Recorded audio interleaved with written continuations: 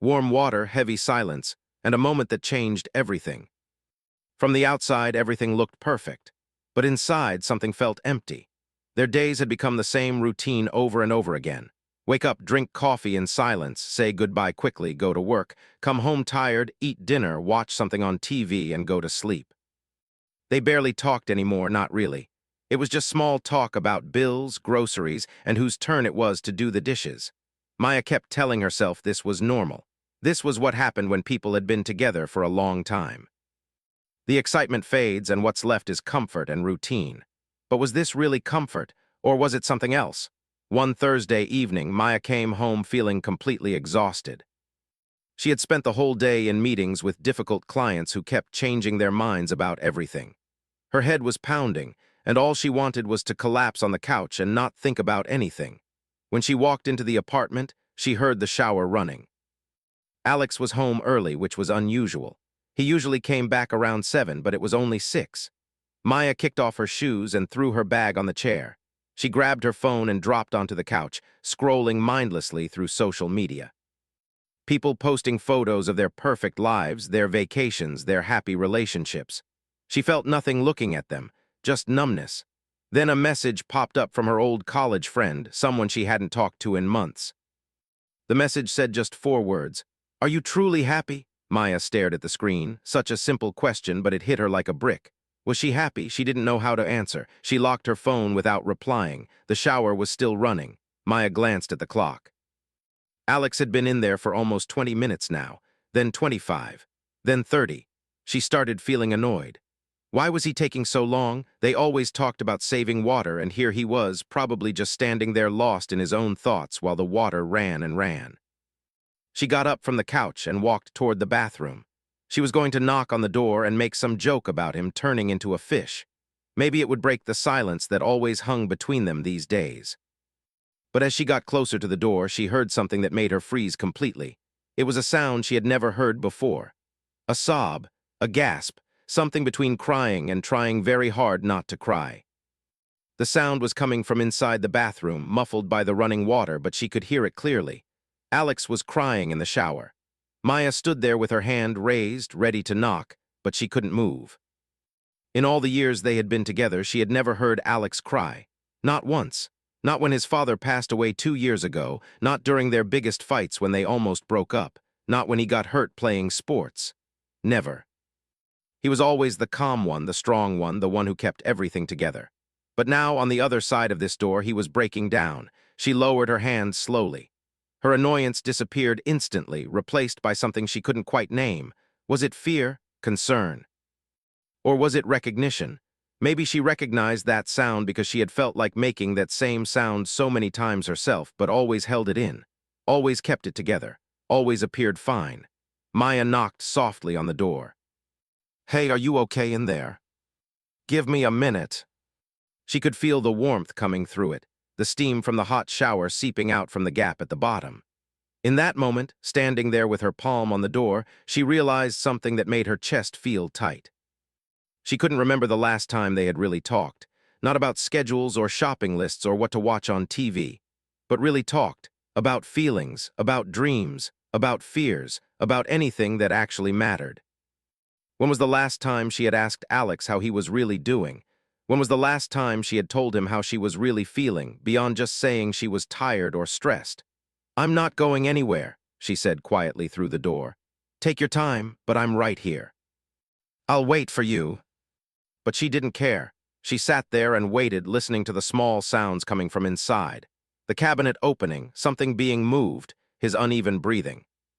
She could picture him in there, trying to pull himself together, trying to become the version of himself that he showed to the world. The silence felt heavy, pressing down on both of them. But somehow, sitting there on opposite sides of that door, Maya felt closer to Alex than she had in months, maybe even years. Because in that silence, there was finally something real happening between them. Part 234,516, Deck Part 2.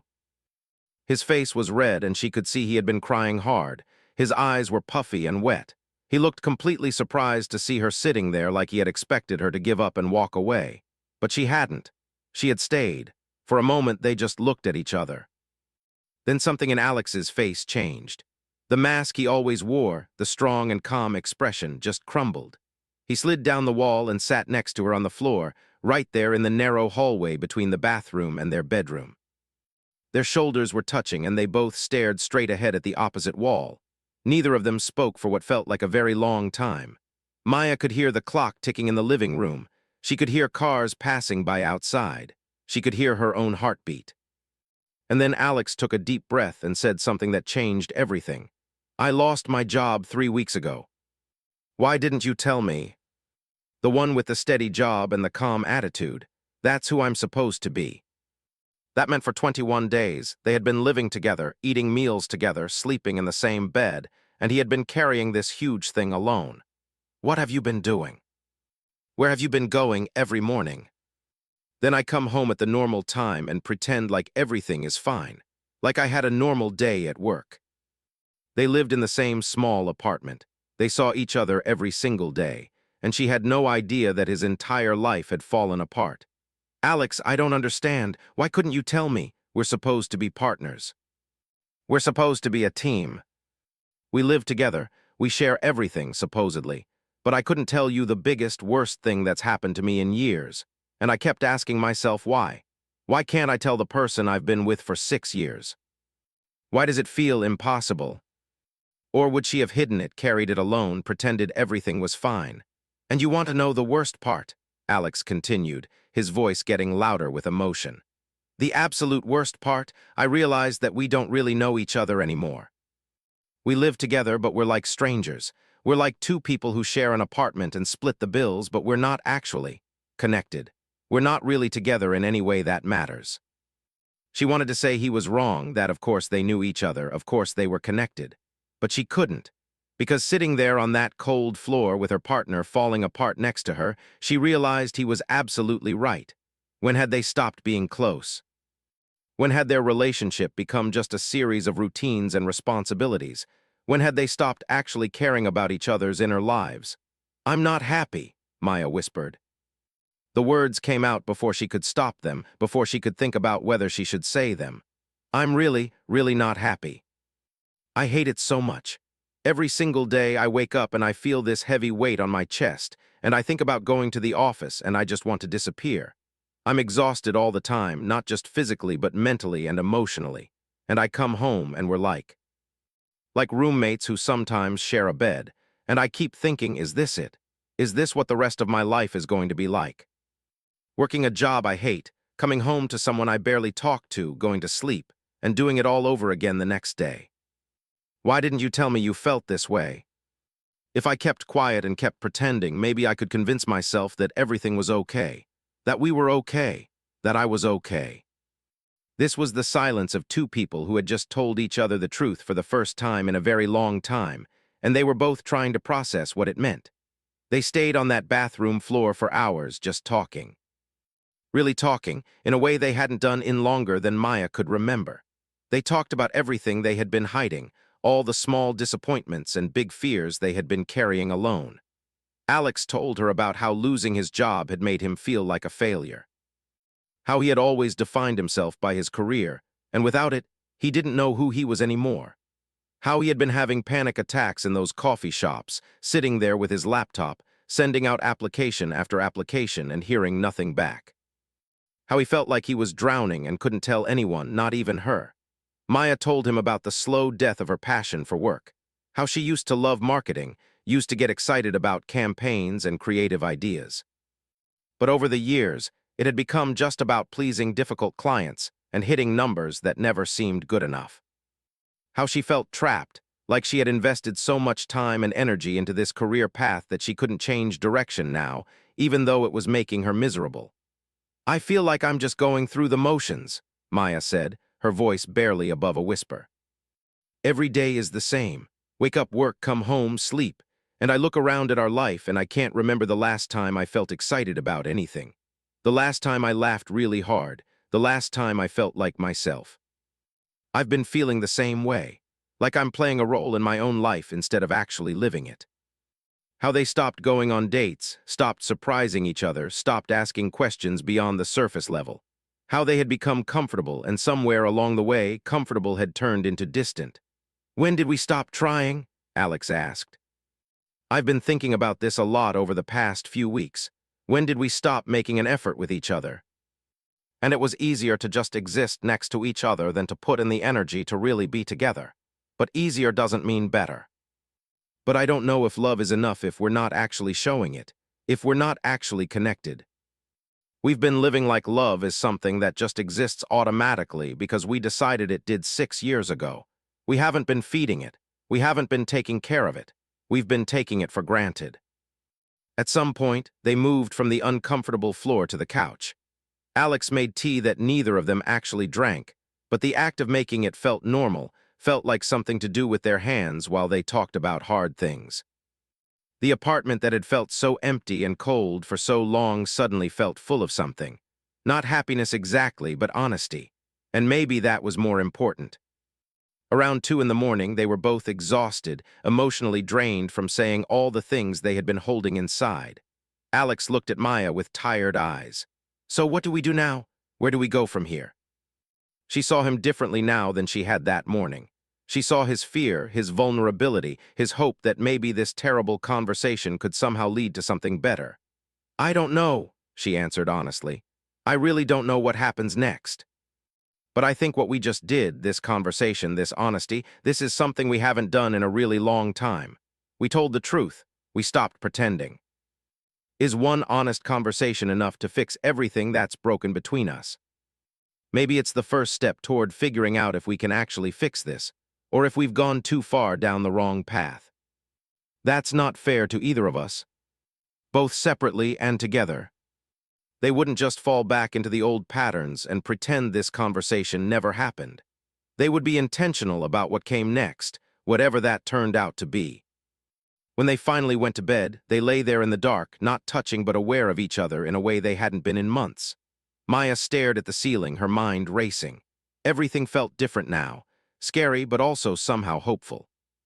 Like maybe they had been living in a house that was slowly falling apart, and tonight they had finally looked at the damage instead of ignoring it.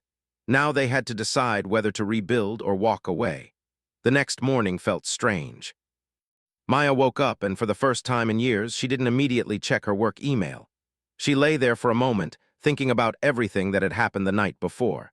Next to her, Alex was still asleep, his face peaceful in a way it hadn't looked in weeks.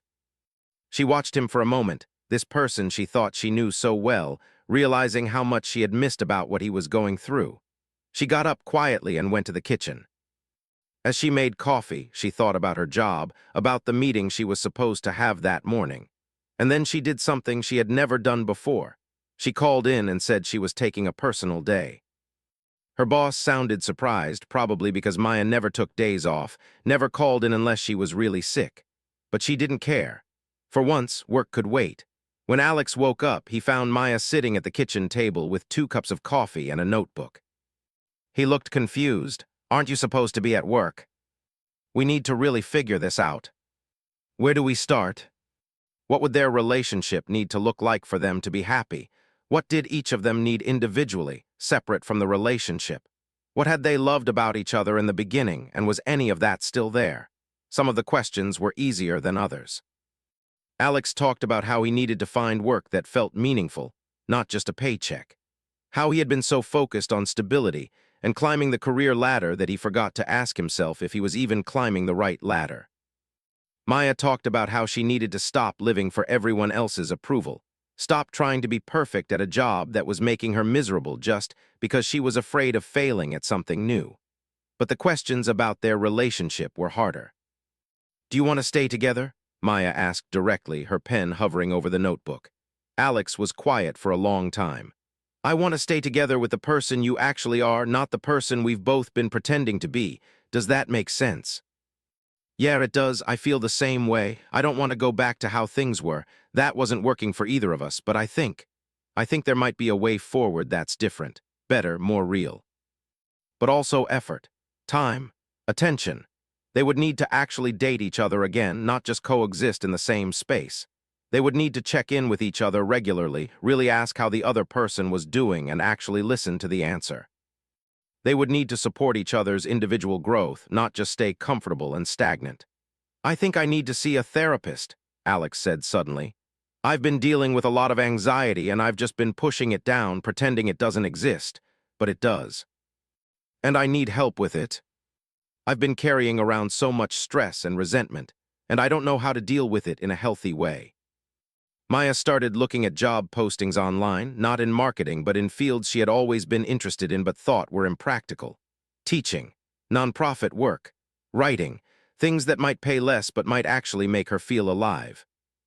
Alex talked about maybe starting his own consulting business instead of looking for another corporate job that would just make him miserable in the same way. As the sun started to set, they ordered food and kept talking. They made a rule, once a week, no matter what, they would have a check-in. No phones, no TV, no distractions. Just the two of them talking honestly about how they were doing, what they were feeling, what they needed. It sounded simple, but Maya knew it would be hard. It's easy to make promises when emotions are high. The hard part would be keeping them when life got busy and comfortable again. "I'm scared," Maya admitted as they cleaned up the food containers. "I'm scared that we'll fall back into old patterns. That we'll have good intentions, but then work will get busy, and we'll stop trying, and we'll end up right back where we were. Of looking back in 5 years, and realizing we wasted more time just going through the motions." They laughed, actually laughed, at stupid jokes and bad plays. It felt foreign and familiar at the same time, like remembering how to do something you used to be good at. The next few months weren't easy. Change never is. Alex started seeing a therapist who helped him work through his anxiety and his feelings about losing his job. He began doing some freelance consulting work, building slowly toward starting his own business. There were hard days when he felt like giving up, when the fear and self-doubt came rushing back. But he kept going. Maya had her own struggles. She started looking seriously at changing careers, which meant accepting that she might have to start over in some ways, take a pay cut, be a beginner again after years of being an expert. It was terrifying. But every day at her marketing job felt like another day she was wasting her life, so she kept looking, kept applying, kept hoping. Their relationship had ups and downs too. They had their weekly check-ins like they promised, but some weeks were better than others. There were times when old patterns started creeping back in, when they started getting comfortable and distant again. But now, when that happened, they noticed it. They talked about it. They course-corrected instead of just letting it happen. They had fights too, real fights where they disagreed and got frustrated with each other. But somehow, these fights felt different from before. They were actually talking about real things, real feelings, instead of just snapping at each other about dishes or schedules. And after the fights, they worked through them instead of just letting them fade into uncomfortable silence. About 4 months after that night in the hallway, Maya got a job offer from a nonprofit organization that worked on environmental issues. It paid significantly less than her marketing job, but when she read the offer letter, she felt something she hadn't felt in years: excitement. Genuine, real excitement about going to work. She told Alex over dinner, nervous about his reaction to the pay cut. But he smiled, a real smile that reached his eyes. "Take it," he said immediately. "We'll figure out the money. Life is too short to spend it miserable." They had to move to a smaller apartment, one they could afford on their reduced income. But choosing that apartment together, making decisions about what they really needed versus what they thought they were supposed to have, felt good. It felt like they were building something intentional instead of just following a script someone else had written. 6 months after that Thursday night, Alex came home early from a client meeting. Maya was in the shower after a long day at her new job. He could hear the water running and he smiled, remembering. He sat on the couch and waited, thinking about how much had changed, how much they had changed. When Maya came out, wrapped in a towel with her hair wet, she found him sitting there. "Hey," she said, surprised. "You're home early, everything okay? I'm so proud of you."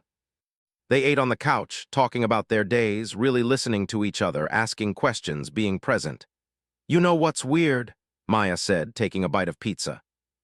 "I'm happier now than I was when we had more money, a bigger apartment, when things looked better from the outside. We're actually here together, instead of just occupying the same space." She heard the water running and stood outside the door for a moment, remembering. She knocked softly. "Hey, you okay in there? Want to talk when I get out?" Small things and big things, easy topics and hard ones. They talked the way people talk when they actually care about each other's answers, when they're actually interested in each other's lives. The moment that changed everything wasn't dramatic or like something from a movie. It was just warm water, heavy silence, and two people who finally stopped pretending everything was fine. It was the choice to be honest instead of comfortable. It was learning that sometimes the bravest thing you can do is admit you're struggling, and sometimes the most loving thing you can do is sit on the other side of a door and wait for someone you care about to be ready to let you in. Their life wasn't perfect.